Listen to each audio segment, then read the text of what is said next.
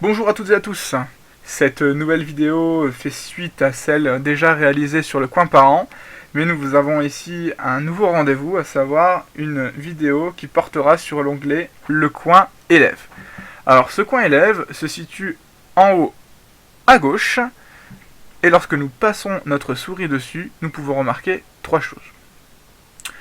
Première chose, les tutoriaux. Donc tout simplement comme dans le coin parent, les tutoriaux sont ici présents à la fois pour faire des visites guidées rapides si besoin pour une aide à la navigation sur le site internet, sur le forum, pour mettre à jour son profil sur le forum, etc.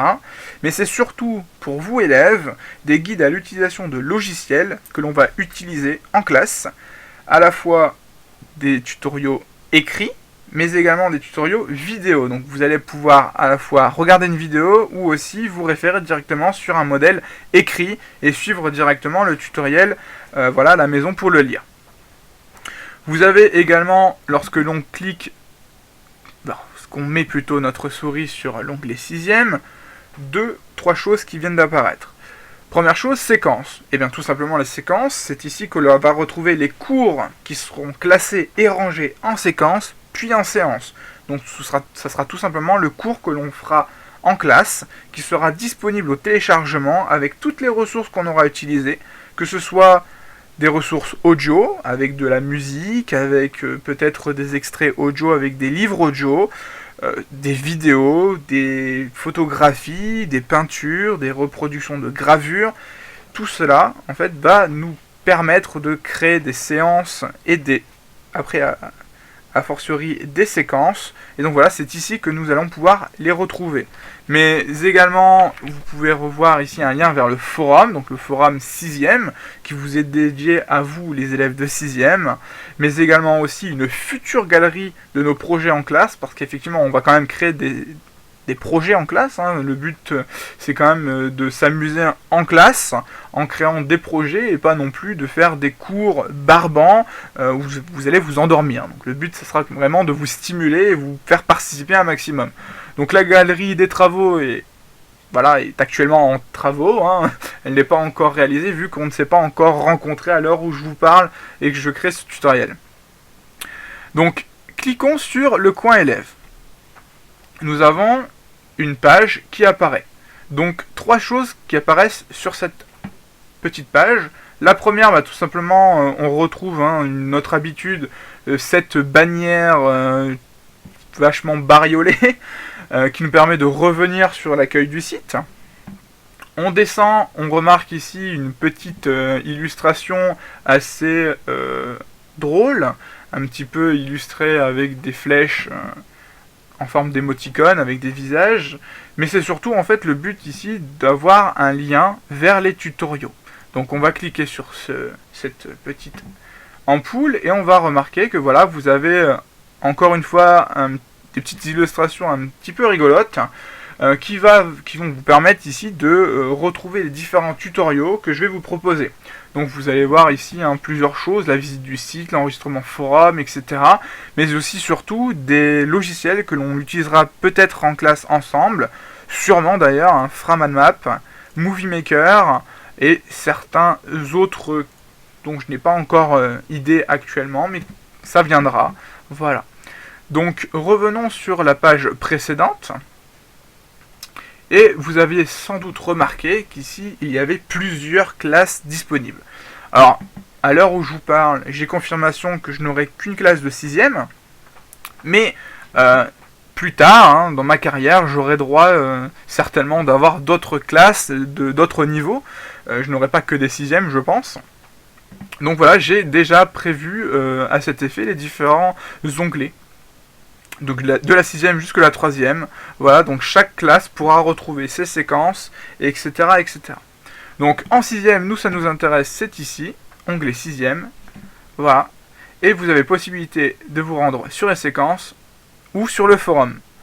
Cliquons sur les séquences, et vous voyez ici que pour le moment, les séquences sont assez vierges, donc numérotées de 0 jusqu'à 9, voilà. Et pour le moment, la seule séquence disponible sera la séquence numéro 0. On clique dessus. Et on va pouvoir ici remarquer qu'il y aura plusieurs séances. Donc numérotées de 1 à 9 pour le moment. Il y en aura peut-être moins, peut-être plus, on verra, et j'adapterai le blog en fonction de ces numéros de séance. On clique sur la séance numéro 1, et vous avez remarqué ici une page assez longue avec beaucoup d'icônes et beaucoup d'informations. Alors, on va y aller progressivement, et tout simplement commencer par ici cette page de séance numéro 1. Et ce sera exactement la même chose sur les prochaines séances, donc séance 2, séance 3, jusque séance je ne sais pas combien, cela dépendra de la séquence. Donc vous avez ici, première chose, la première icône qui représente un nuage avec une flèche vers le bas, qui nous permet de télécharger le cours qui sera annoté en couleur. Donc c'est un fichier au format PDF qui se trouve sur mon Google Drive. Lorsqu'on clique dessus, hop, on va se retrouver sur une page Google Drive, voici, où vous allez pouvoir télécharger les différents éléments qui vous ont été distribués en classe, ou tout simplement la séance développée. Donc il faudra cliquer dessus tout simplement pour la télécharger sur votre disque dur. L'imprimer si vous n'avez pas été présent lors du cours, afin de le rattraper plus facilement, mais aussi pour vous, parents, vérifier si votre enfant a vraiment tout noté. Revenons à cette page de séance numéro 1, avec ici une deuxième icône, donc cela représente une bulle de pensée, comme dans les BD, et ici un cerveau. Alors, une icône assez étrange, mais vous allez prendre l'habitude en fait de tout simplement l'utiliser. C'est l'endroit où vous allez pouvoir trouver les cartes mentales que l'on va réaliser au cours de l'année, et surtout au cours des différentes leçons que l'on effectuera en classe.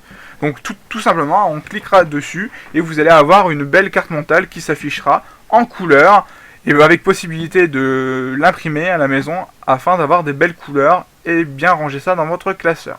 On descend et on remarque ici une autre icône avec un écran d'ordinateur et deux petites bulles. Comme dans les BD, encore une fois, un bulle de dialogue. Et ça sera tout simplement ici le lien forum, une discussion forum qui sera dédiée au cours, et où vous allez pouvoir venir jeter un coup d'œil, poser vos questions et vous entraîner par rapport à la notion de grammaire qui aura été évoquée en classe. On continue notre descente. Ici, c'est votre lien préféré, je pense. L'icône avec deux feuilles et un crayon, c'est tout simplement l'icône des travaux à faire, et effectivement les devoirs. Donc encore une fois, ce sera ici un lien disponible en téléchargement PDF, voilà, à partir de mon Google Drive. Donc là, lorsqu'on clique dessus, ça sera la même chose que lorsque vous avez cliqué sur le cours. Vous allez avoir un fichier PDF que vous allez pouvoir télécharger à la maison pour pouvoir vérifier les cours, ici plutôt les devoirs à faire pour la prochaine fois. Ensuite, on descend encore, une autre icône avec cette fois-ci un porte-dossier avec une feuille qui dépasse et surtout une flèche vers le haut. Alors cette fois-ci, ce n'est pas quelque chose que l'on aura utilisé en classe, mais c'est tout simplement des documents complémentaires qui peuvent vous aider à la maison à mieux comprendre la notion, ou des choses qu'on aura évoquées en classe mais qu'on n'aura pas vraiment eu le temps de faire en détail. Donc voilà, ça sera des choses annexes à vérifier à la maison. Donc c'est tout simplement du travail, on va dire de lecture, pour vous aider à mieux mémoriser ou à mieux comprendre une certaine notion, ou illustrer quelque chose dont on n'aura pas vraiment eu le temps d'aborder. Ensuite, trois icônes restantes. Ces trois icônes sont assez similaires. Nous avons ici une icône représentant une image, une photographie. Nous avons ici une icône représentant une caméra.